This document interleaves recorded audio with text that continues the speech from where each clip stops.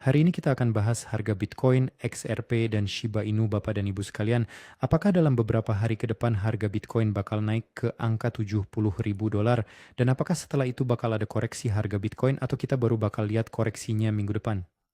Mari kita mulai dari harga Bitcoin, lalu kita bahas transaksi baru dan beberapa peristiwa yang bakal memengaruhi harga Bitcoin dalam waktu dekat. Di video-video sebelumnya kita sudah bahas kalau di sini ada formasi flag. Nah, seperti yang bisa Anda lihat, harga Bitcoin sudah mencapai target pertamanya dan setelah itu mulai bergerak menyamping. Sekarang pertanyaan utamanya adalah, apakah harga Bitcoin bisa naik ke 70.000 dolar atau bahkan lebih tinggi lagi?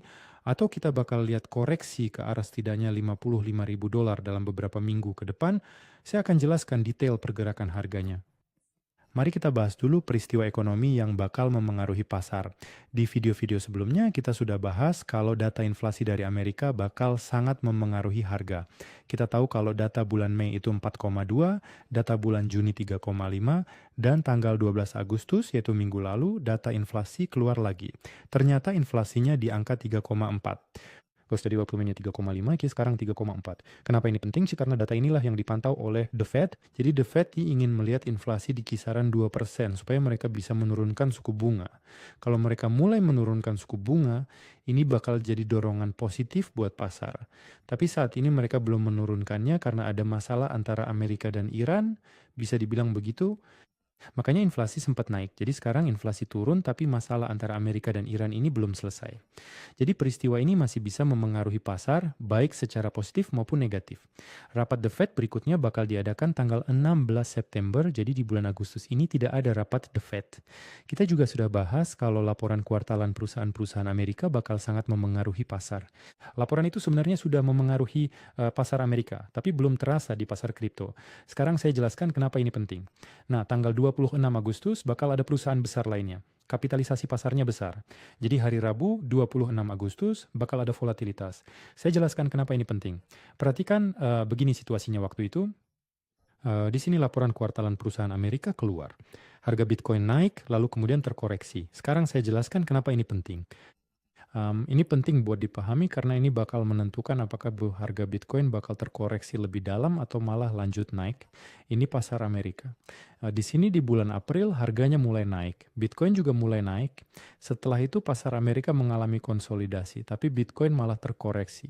Karena part langkut yang selesai berlangsung semak suas sebulan penuh, si pasar pun naik. Sekarang harganya ada di puncak. Seperti yang bisa Anda lihat. Jadi lihat ini titik tertingginya sejak tahun 23, naiknya sama seperti Bitcoin sejak tahun 23, tapi masalahnya Bitcoin tidak sedang di puncaknya. Jadi harga Bitcoin bukan 124.000 dolar. Nah, di situ masalahnya. Harganya cuma 63 atau 64.000. Kenapa ini jadi masalah? Karena kalau tiba-tiba indeks Amerika terkoreksi setelah laporan kuartalan, bisa jadi dia bakal menyeret harga Bitcoin ikut turun. Tapi minggu depan hari Rabu, laporan kuartalan Nvidia bakal keluar. Kalau hasilnya positif, ya pasar mungkin masih bisa naik sedikit, tapi jangan terlalu euforia. Jadi kita masih di situasi yang cukup berbahaya. Artinya kemungkinan koreksi itu masih ada. Jangan lupakan itu.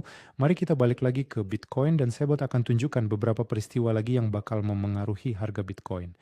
Jadi laporan kuartalan bakal berakhir sekitar awal September, tapi perusahaan-perusahaan terbesarnya sudah hampir selesai semua. Ingat kan di bulan Februari, maksud saya tahun 26, kita bahas segitiga ini. Di sini harga Bitcoin masih di 92.000 dolar, lalu dia keluar dari segitiga ini ke bawah. Dan di sini yang kita perhatikan adalah garis biru dan kuning ini. Jadi begini situasinya di bulan Februari. Dan begini situasinya sekarang. Lihat di mana harganya berhenti. Jadi waktu ada koreksi, harganya berhenti di garis kuning dan biru ini. Ini slash indikator gitu ya. Indikator ini memberitahu kita di mana letak supportnya, alias di mana harga Bitcoin bisa tertahan. Anda juga bisa lihat kalau di antara 70 dan 55.000 dolar ada support di nama Shrek, tapi di antara 55 dan 45 itu tidak ada support. Support berikutnya ada di 45 dan 40.000 dolar. Kenapa ini penting? Sekarang saya jelaskan. Begini cara kerja pola flag secara teori. Lihat harganya turun membentuk flag lalu turun lagi. Nah, ini contoh flag yang lain. Sekarang kita balik ke praktiknya. Di sini kita punya formasi flag. Harganya turun mencapai target pertama. Sekarang harganya ada di garis biru ini. Nanti saya jelaskan juga kenapa garis biru ini penting. Zona-zona support. Ini dia garis biru dan juga garis kuning. Itulah sebabnya harga Bitcoin tertahan di pergerakan menyamping ini. SDM di sifatnya ada zona support. Zona support berikutnya ada di sini 45 ribu dolar. Sekarang balik lagi ke garis biru ini. Buat apa sih garis biru ini? Lihat gimana situasinya di sini. Harganya turun, lalu menembus garis biru, dan setelah itu mulai naik. Lihat gimana kejadiannya di tahun 22. Oh, di sini waktu harga Bitcoin mulai itu turun, ada formasi flag. Harga Bitcoin turun, menembus garis biru, lalu ada koreksi ringan sebentar, baru kemudian mulai naik tinggi. Jadi penurunan ini berlangsung selama setahun penuh. Penurunan harga Bitcoin kita ini sudah berlangsung kurang dari setahun, sekitar 10 atau 9 bulan. Jadi apa artinya ini? Ingat kan saya pernah bilang, kalau harga Bitcoin terus bergerak menyamping seperti ini, kita bakal sampai ke garis biru ini di bulan Juli. Kalau terjadi koreksi, kita bakal sampai di bulan Oktober atau November. Kalau koreksinya lebih dalam lagi, mungkin sekitar akhir Desember. Jadi di sekitar 3 titik inilah pasar bullish bisa dimulai. Fakta menarik bahwa harga Bitcoin akhirnya berhasil menembus garis biru ini sebenarnya merupakan pertanda yang cukup bagus. Namun kita tetap harus sangat berhati-hati karena pergerakan harganya saat ini masih cenderung menyamping. Ditambah lagi saat ini indeks pasar Amerika Serikat sedang berada di titik puncaknya. Jadi jika tiba-tiba harga melonjak naik akibat laporan perusahaan pada hari Rabu depan, di saat itulah kita harus benar-benar waspada. Di area sini sekitar 68.300 sampai 78.000 dolar. Nah, ini masih merupakan garis resistance. Dari garis resistance ini kemungkinan koreksinya masih cukup besar, tapi cepat atau lambat harganya bakal menembus garis merah ini dan saat itulah kita bakal melihat kenaikan yang bagus. Lihat di sini juga ada garis-garis merah ini dalam perspektif mingguan, tapi cepat atau lambat harganya bakal menembus itu, lalu mulai naik. Tapi masalah terbesarnya ada di pasar Amerika. Pasar Amerika belum mengalami koreksi besar, sedangkan Bitcoin sudah. Makanya kita masih harus agak hati-hati soal harga Bitcoin. Jadi kalau tiba-tiba terjadi koreksi besar, seperti yang saya bilang, di sini masih ada support, dan di bawahnya lagi ada support-support berikutnya. Lihat apa yang terjadi dengan harga XRP. Di video-video sebelumnya kita sudah bahas kalau di sini ada formasi segitiga, harganya belum mencapai target pertama, XRP mulai bergerak menyamping, sisi positifnya XRP sudah menembus garis biru, sekarang posisinya di sini. Anda juga bisa melihat garis-garis hijau di sini. Garis-garis hijau ini adalah patokan buat Anda seandainya harga Bitcoin terkoreksi lebih dalam lagi. Jadi katakanlah Bitcoin turun ke 60.000 dolar, XRP bakal ada di sini. Kalau Bitcoin turun ke 45.000 dolar, XRP bakal ada di 55 sen. Jadi Anda bisa berpatokan pada angka-angka ini dan garis-garis hijau ini. Garis-garis hijau ini saya sesuaikan sedikit setelah ada koreksi atau kenaikan, tapi untuk saat ini Anda bisa menjadikannya patokan. Kenapa XRP menembus garis biru ini jadi hal positif? Perhatikan kejadiannya di sini. Lihat, XRP turun dari garis biru ini, lalu dia menembusnya, mulai naik, sempat koreksi, lalu lanjut naik lagi. Dan sejak bulan Juli tahun 25, jadi sudah lebih dari setahun, XRP selalu turun setiap kali menyentuh garis biru ini. Sudah berkali-kali turun. Jadi keberhasilan menembusnya itu positif. Tapi masalahnya Bitcoin sendiri belum menembus garis birunya. Jadi kita belum melihat konsolidasi harga Bitcoin di atas garis biru ini. Maksudnya di sebelah kanan garis biru ini. Fakta bahwa XRP sudah menembusnya itu bagus, tapi penentunya tetap di Bitcoin. Jadi dalam beberapa hari ke depan, harap agak waspada. Laporan kuartalan perusahaan yang saya tunjukkan tadi juga bakal memengaruhi pasar. Lihat apa yang terjadi dengan harga Shiba Inu.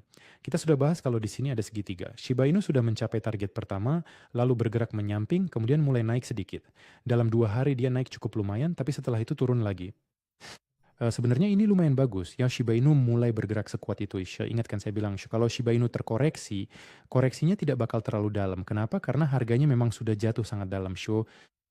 Beginilah situasi 90% koin atau bahkan 95%, harganya sudah jatuh dalam dan beberapa koin masih terus turun. Bitcoin seolah bergerak menyamping, tapi beberapa koin bahkan bisa dibilang mayoritas malah turun lebih jauh lagi. Shiba Inu masih bertahan di sini, tapi bukan berarti dia bakal langsung naik. Penentunya tetap di Bitcoin. Kalau Bitcoin lanjut down turun, Anda bisa berpatokan pada garis-garis hijau ini. Jadi kalau misalnya Bitcoin sampai ke 60.000 dolar, Shiba Inu bakal ada di sekitar sini. Kalau Bitcoin turun ke 45.000 dolar, Shiba Inu kira-kira bakal ada di sini. Jadi ini adalah patokan buat Anda supaya paham di mana posisi Shiba Inu kalau tiba-tiba terjadi koreksi yang lebih besar. Di sini kita cuma perlu menunggu Bitcoin, kita harus tunggu sampai laporan kuartalan selesai supaya tahu kemana arah pasar Amerika. Kenapa? Karena pasar Amerika sangat memengaruhi harga Bitcoin. Kalau setelah laporan kuartalan indeks Amerika turun, karena dia belum sempat koreksi setelah pergerakan naik yang positif, dia bisa menyeret Bitcoin ikut turun. Ini penting buat dipahami karena indeks Amerika sedang di puncak, sedangkan Bitcoin tidak. Ini yang harus dimengerti. Nah, laporan kuartalan itu penting, data inflasi juga penting, datanya bakal keluar sekitar 2 atau 3 minggu lagi. Dan yang penting juga, masalah antara Amerika dan Iran yang sedang terjadi sekarang ini harus selesai, karena masalah inilah yang menyebabkan inflasi naik. Begitu inflasi turun, The Fed bakal mulai menurunkan suku bunga, dan itu kemungkinan besar bakal disambut sangat positif oleh pasar. Tapi jangan lupa, masalah Amerika-Iran ini masih bisa berdampak negatif buat pasar. Selamat malam semuanya, jangan lupa kasih like buat video ini, dan sampai jumpa.